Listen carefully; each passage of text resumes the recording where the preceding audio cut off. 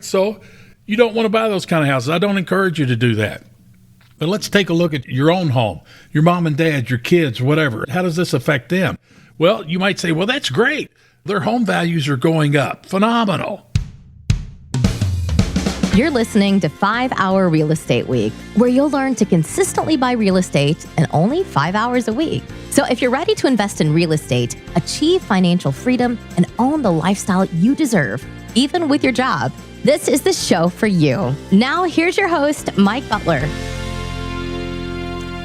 Okay there, hello, and welcome to another 5 Hour Real Estate Week. And today's topic, we're going to talk about the hyperinflation and how it affects your real estate.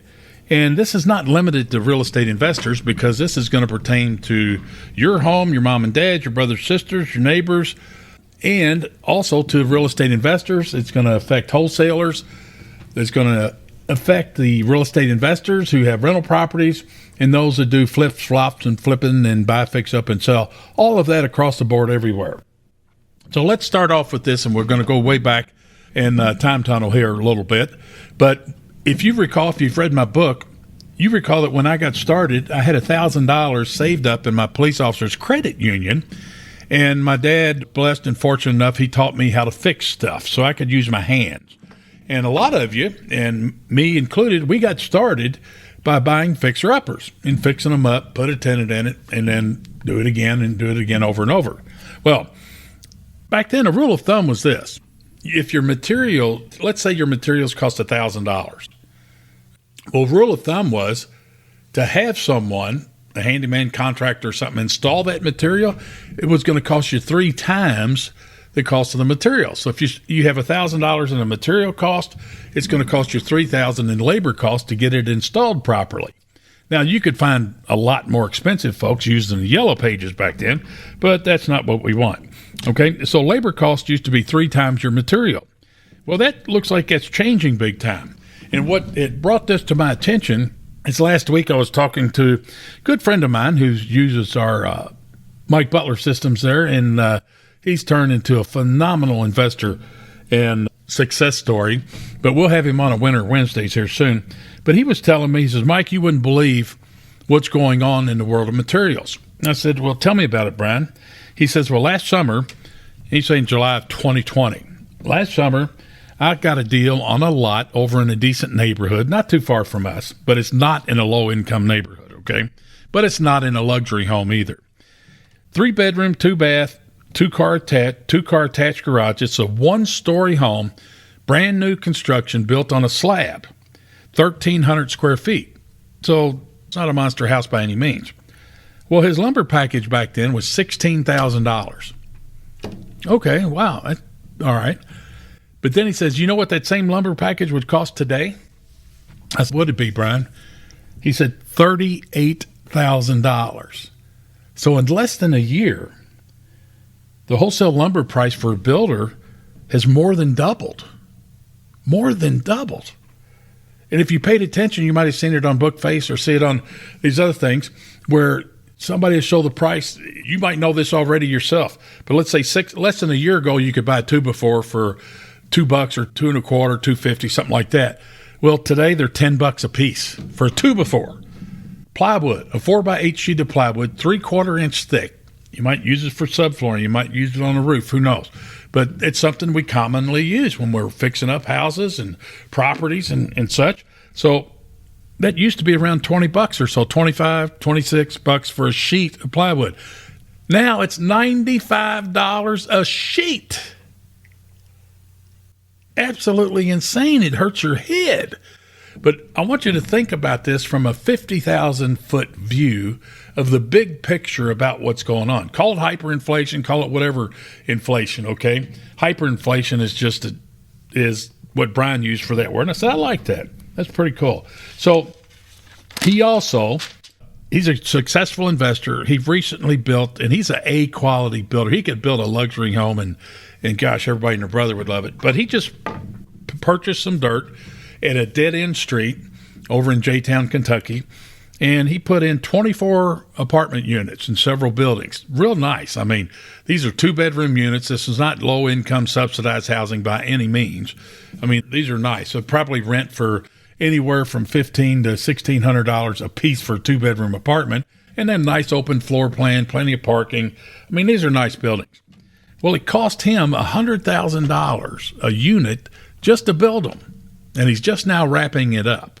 He said, Mike, if I'd have had to get my lumber package and my material costs for that today, it would cost me $155,000 a unit to build them. So he says, you know what I'm thinking? I might just go out and sell these all 24 units there, pick up $55,000 a unit, as far as the big picture, the big scheme of things. And times 24 units, it'd be okay. I'd go out and buy another warehouse and rent it out for $10,000 a month. So I'm not encouraging you to go out and buy or build apartments or build houses or go buy warehouses, okay? But my point is this. Let's do a little deep dive here in the next few minutes to see how this can affect us in the big picture. So we saw where a single-family house, a lumber package, doubled in price in less than a year. Well, you combine that with what's going on in our market today. Right now, real estate prices, man, they just keep escalating, and they're higher than they've ever been. You combine that with the fixed low interest rates that we have going on, okay?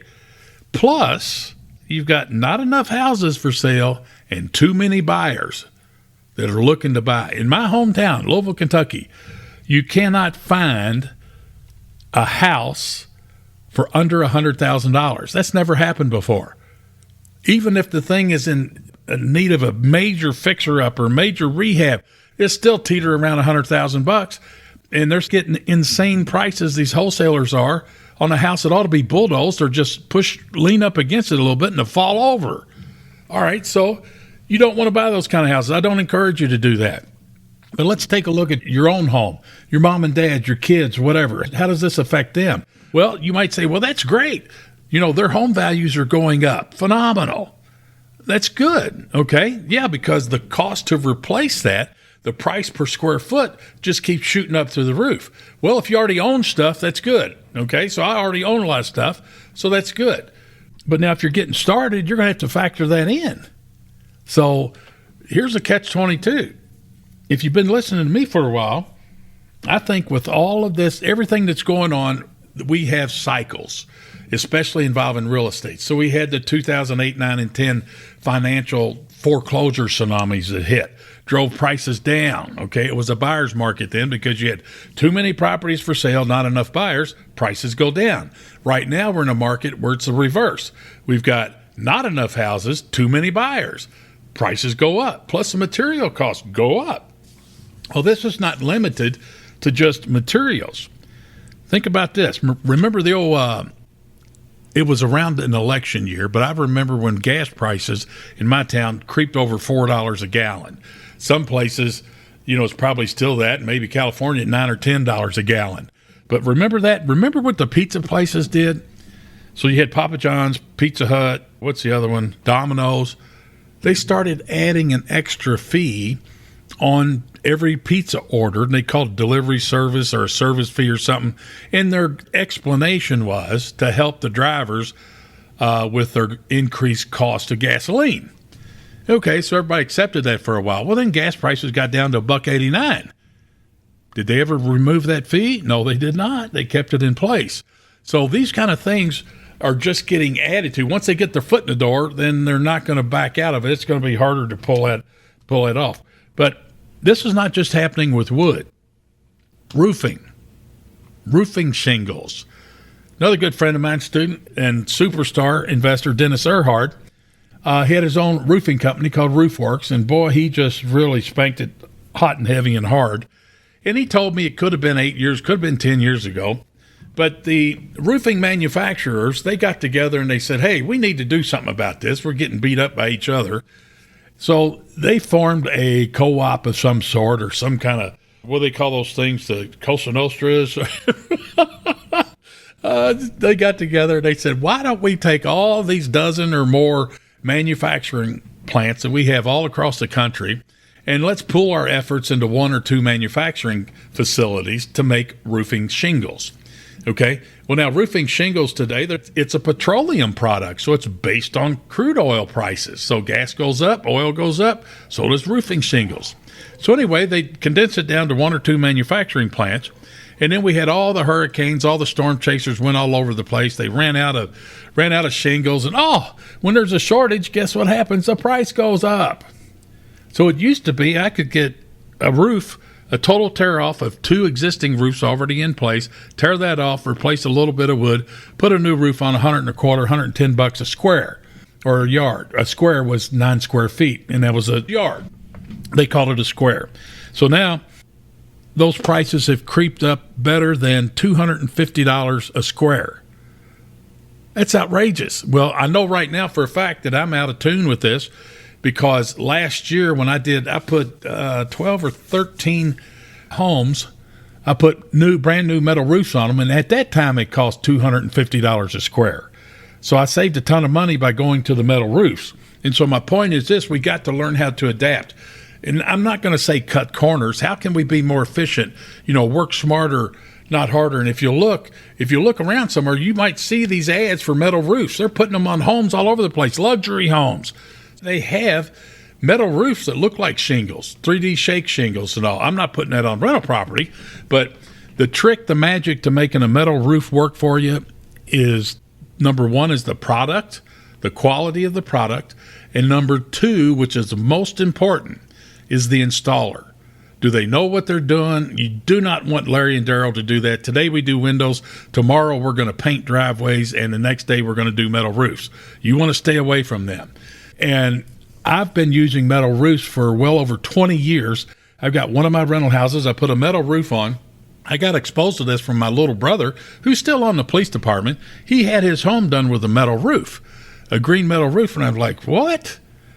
So I checked it out. Sure enough, it was great. So I put it on one of my rentals. I can drive down the street today. That thing still looks brand new. It's got to be installed properly. It's got to be the right material. And I'm just letting you know, check out the metal roof. It might save you from having a tear off, and it might save you a ton of money and last for a long, long time when it's properly installed. So another thing that was brought up to my attention in the same meeting with Brian is, and if you'll notice, a lot of the roofers now, I'm going to go back a little bit. Okay, I'm thinking fast on my feet, I hope, but I'm still I'm already at 12 minutes. So instead of pricing $250 a square like the roofers used to do for 9 square feet, that's called a square or a yard. Well, like carpet people do it by the yard. That's 3 by 3. That's a yard. That's 9 square feet. Well, now roofers are pricing stuff by the square foot instead of the square or the yard. Carpet people, flooring people are pricing it by the square foot and not by the yard. All right. What about metal 2x4s, metal 2x6s? I've never used them yet, but I can see where we might start doing that. They use them everywhere in commercial. Why is that? Is it faster? Is it cheaper? I don't know, but dig into it and check out. Okay, groceries. Groceries are not going to go down, folks. Cost of living is going to go up. Utilities are going up. They're asking for a 7% increase across the board on all of our utilities. So hyperinflation, okay, it is here, whether we want it or not. How are we going to deal with this? Okay, if you already own a bunch of real estate, you're going to like it, okay? If you're just getting started, you're going to pull your hair out. So how can you adapt and be a winner in this? Well, number one, don't build new homes, at least if you live in Mayberry, not in my town, okay? So don't build new homes. But the other thing is, you're going to have to really focus on how to buy real estate without going to a bank to buy an investment property and ask permission and all this and that. I've never gone to a bank to buy an investment property. Okay, not one time, because I didn't have to. I figured it out. So how to do it, how to buy without money, without banks, without credit, without private lenders, and without partners. And when you can figure that stuff out, and then you can identify a motivated seller, those are the folks you need to target. Every deal I've done has had a motivated seller. And you know what? Sometimes money's not their motivation. And I'm not saying cut their throat and cut their head off and all this and that. I like for win-win-win relationships. I like to solve their problem, help them out. And I want them to go out and tell the world, in my town anyway, Mike Butler's awesome. Deal with him. He'll treat you fair and give you a good deal and blah, blah, blah, blah, blah. Does that mean I pay top dollar? No. What do I pay? I pay market value and sometimes more. So anyway, we got to cut this one off. I'm going over my time. Let's see you on the next one. Hyperinflation is here. Think about it. It's causing stuff to go up, and we'll see what happens. Stay safe out there and be cautious. Tune in for the next one. Adios. Glad you joined us for another episode of 5-Hour Real Estate Week. The best thing you can do now is put this information to action. To help you get started, Mike created a free resource for you called How to Buy 50 Houses a Year, Even with Your Job. Download it now by going to mikebutler.com/50 houses. And we'll see you on the next episode.